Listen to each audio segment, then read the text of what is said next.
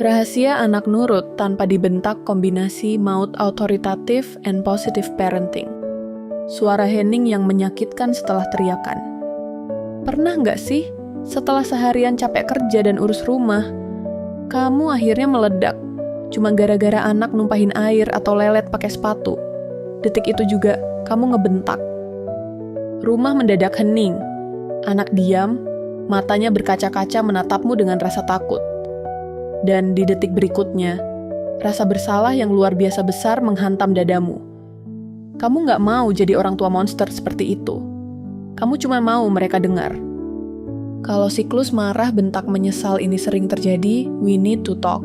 Ada cara yang jauh lebih elegan dan efektif daripada merusak pita suaramu dan mental anakmu. Berhenti, jadi polisi, mulailah jadi pelatih. Mari kita jujur, ngebentak itu jalan pintas saat kita frustrasi. Itu reaksi instan tubuh saat kita merasa kehilangan kendali. Tapi pertanyaannya, apakah bentakan bikin anak jadi kooperatif karena paham atau karena terancam? Kita tidak mau membesarkan anak yang patuh, cuman karena takut pada orang tuanya. Kita mau mereka tumbuh jadi manusia yang bertanggung jawab karena mereka mengerti nilai di balik aturan. Berita baiknya, kamu bisa menjadi orang tua yang tegas tanpa harus galak. Rahasianya bukan pada menjadi lembek atau serba membolehkan, permisif, melainkan menggabungkan dua pendekatan terbaik dalam psikologi pengasuhan. Authoritative parenting, tegas and berstruktur, dan positive parenting, fokus pada koneksi and solusi. Ini bukan tentang memanjakan anak. Ini tentang strategi cerdas memenangkan hatinya agar pikirannya mau bekerja sama. Inilah rumus ajaib koneksi plus struktur. Menggabungkan otoritatif dan positif parenting berarti kamu berperan sebagai pemimpin yang hangat, bukan bos yang otoriter. Berikut adalah 3 pilar utamanya.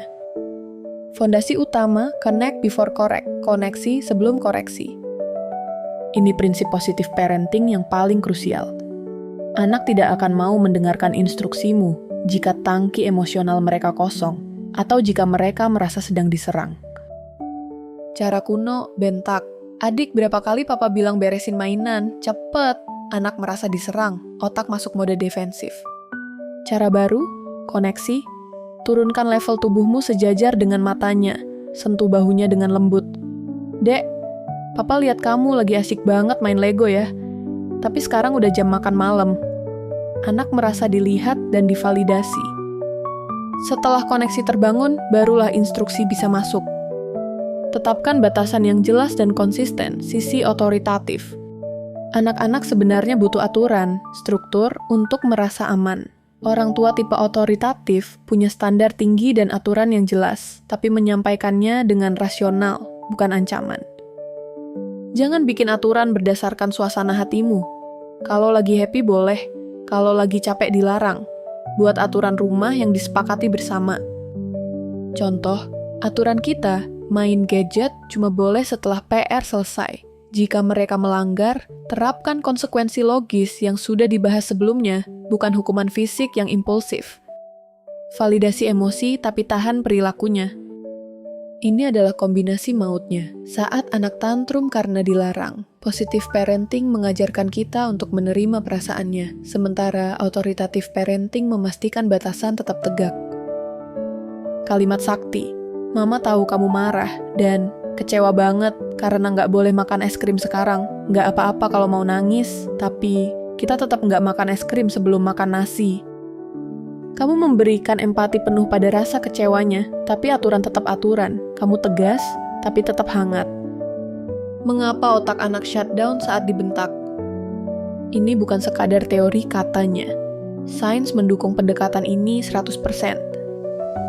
Neuroscience tentang bentakan. Saat kamu membentak, otak anak mendeteksi ancaman. Amigdala, pusat rasa takut di otak, mengambil alih dan memicu respons fight, flight, or freeze.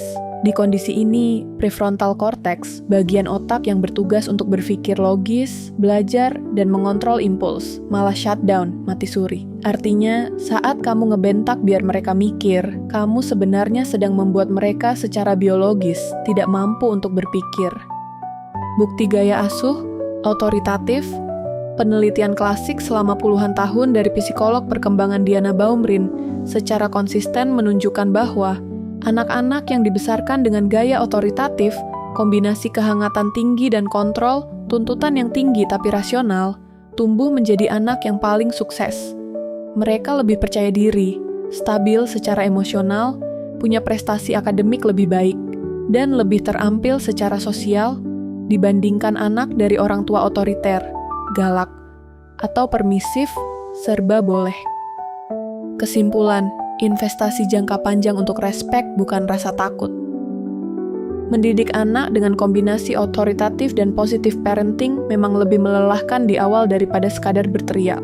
Jauh lebih mudah jadi bos yang marah daripada pelatih yang sabar. Tapi ingat ini, bentakan mungkin menyelesaikan masalah selama 5 menit ke depan, tapi pendekatan positif membangun karakter mereka untuk 50 tahun ke depan. Kamu sedang bertransisi dari menuntut kepatuhan buta menjadi membangun kolaborasi. Hasil yang kamu incar adalah anak yang menuruti aturanmu karena mereka respek dan percaya padamu, bukan karena mereka takut padamu. Dan percayalah, respek bertahan jauh lebih lama daripada rasa takut. Tantangan jeda 5 detik. Teori tanpa praktek itu nol besar. Mari mulai perubahan dari hal kecil hari ini. Tantangan Anda nanti, saat anak mulai berulah dan emosimu naik ke ubun-ubun, jangan langsung bereaksi. Tekan tombol, pause di kepalamu. Ambil napas dalam-dalam selama 5 detik. Sadari bahwa kamu sedang marah. Lalu, alih-alih berteriak dari kejauhan, berjalanlah mendekati anakmu, rendahkan suaramu, bisikan kalau perlu. Ini trik ampuh agar mereka fokus mendengarkan. Tatap matanya, dan sampaikan instruksimu dengan tegas namun tenang.